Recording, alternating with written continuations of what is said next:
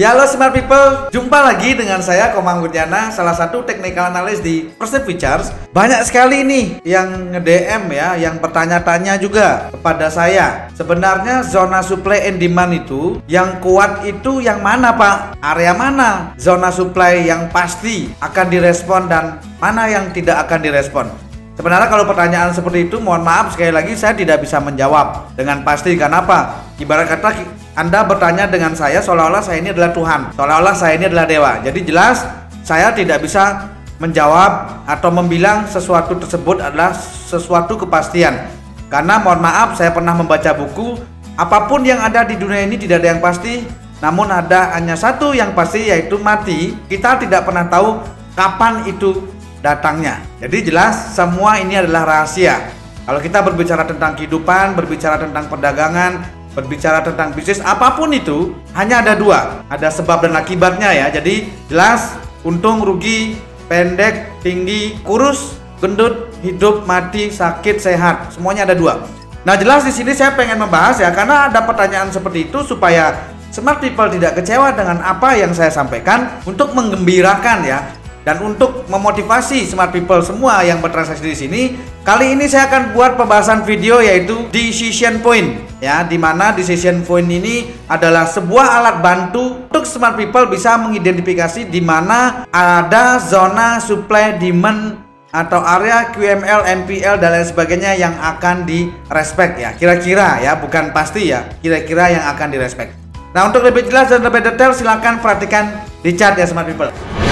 Kali ini kita akan bahas decision point ya smart people, dimana decision point itu adalah sebuah titik keputusan penting atau boleh dikatakan tempat-tempat tertentu yang biasanya direspon oleh market ya, atau level harga yang awal mulanya fase sideways atau zona seimbang antara supply and demand, kemudian berubah menjadi fase imbalance atau ketidakseimbangan antara supply and demand, di mana poin yang paling penting di sini adalah cara price keluar dari zona keseimbangan itu harus signifikan. Entah itu pergerakan rally ataupun dropnya, harus ada candle besar. Nah, maksudnya bagaimana smart people? Di sini saya sudah tandain ya. Saya sudah tandain. Contoh katakan ini adalah supply.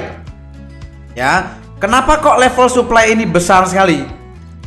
Jelas karena di sini ada yang namanya zona kesepakatan yang sangat besar. Yang jelas nanti smart people boleh menandai zona supply seperti saya ini ya. Ini kan ini adalah support ya, di breakout, support di breakout berarti itu menjadikan support, di atas kita jadikan resisten. Jadi zona kotak ini adalah zona supply. Sama seperti ini juga. Kalau saya bahas ini kan begini cara menandainya. Kotak besar. Tapi kalau seandainya para trader pemula pasti akan punya pola pikirnya begini. Kalau saya entry di sini Pak, ya, saya entry di area ini Pak, sampai area ini kan lebar. Betul ya smart people ya, lebar. Biasanya kita taruh stop lossnya di mana? Kita taruh stop loss di atas ini. Kalau saya ukur nih jaraknya berapa supply ini, sampai di sini sampai ke sini, kita kena stop loss kurang lebih sekitar 3,5% atau $65 karena ini saya pakai XAUUSD ya, saya pakai emas. Nah artinya apa? Untuk kita bisa meminimalisir resiko atau mengecilkan resiko kita, karena resiko tetap kita tidak bisa hindari, tapi kita bisa kecilkan resikonya. Nah bagaimana caranya? Kita cukup cari yang namanya decision point ya. Maksudnya bagaimana? Kita tarik seperti ini ya, zona supply. Kita akan pastikan di dalam base drop yang besar, atau ini sebutannya sebenarnya flag limit ya. Saya tidak bahas flag limit, saya tidak bikinkan video flag limitnya supaya smart people tidak kebingungan. Nah artinya di dalam zona flag limit ini ada yang namanya zona SND ya. Saya akan tulis di sini ada SND kecil dan ada yang namanya sejarah lain ya. Smart people silakan pilih ya. Ini wajib ya smart people ketahui ya, wajib smart people pahami. Ketika kita tahu ini adalah zona supply, smart people wajib mencari yang namanya SND kecil atau sejarah lain di dalam zona supply and demand yang saya tandain ini. Contoh di sini ada supply. Di sini ketika di harga turun datang ke sini, apa yang terjadi? Kenapa dia turun, Pak? Karena ada yang namanya di sini drop base drop kecil yang selaras dengan support. Kalau di sini saya tulis ya, ini setupnya Pak SBR ya, support breakout become resistant ya. Support ya, support di breakout, dalam di breakoutnya ini ada yang namanya drop base drop akan menjadi resisten. Kita entry sell di sini boleh, stop lossnya di atas ini boleh ya. Kalau kita bahas lebih lanjut lagi, yang di sini nih apa Pak? Kenapa kok dia jebol di sini Pak di area ini? Jelas di sini ada setup QML ya.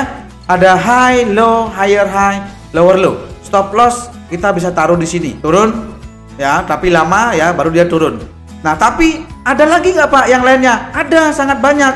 Ini contoh ya, area ini kenapa dia kok direspon ya harga? Karena yang ini ya yang saya bilang, kenapa ini direspon? Jelas di sini ada yang namanya MPL ya. Makanya saya bilang setup yang paling bagus sebenarnya dalam setup supply atau demand itu adalah setup MPL dan setup diamond. Kenapa di sini bisa zero floating? Saya besarkan ya smart people ya. Kenapa di area ini bisa zero floating? Sedangkan yang di sini tidak bisa zero floating, targetnya sedikit, stop lossnya lebar. Kalau kita naruh di area ini, kita entry sell di sini, stop lossnya di sini, setengahnya dari yang sebelumnya ya, di tengah-tengah. Jelas itu jauh lebih besar dan terbukti price atau harga terjun bebas.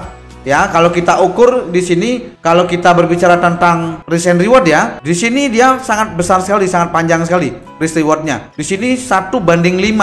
Bayangkan sangat besar sekali.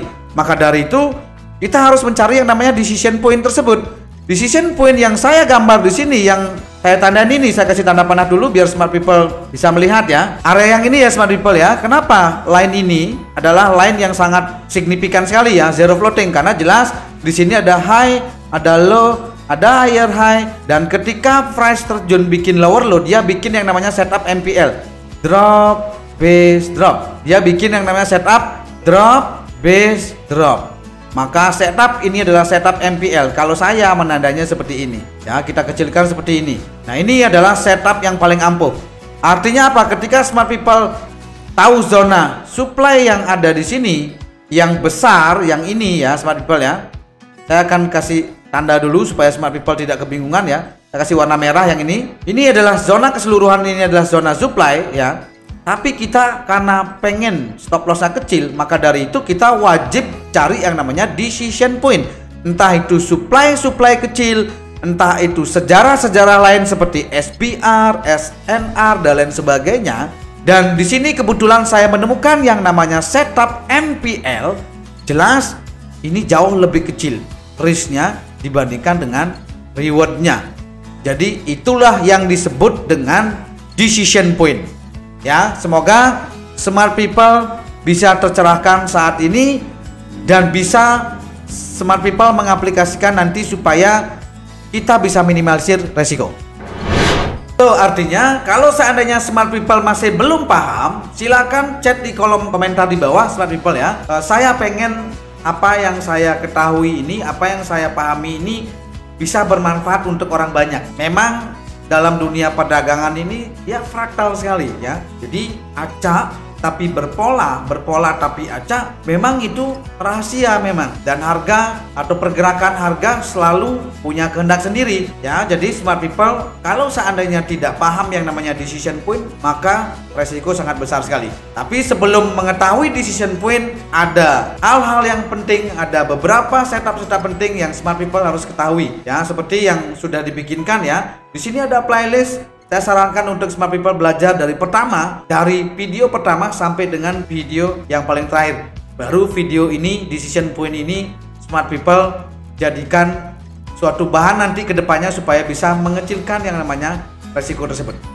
Ya, mungkin itu aja smart people. Salam profit smart people.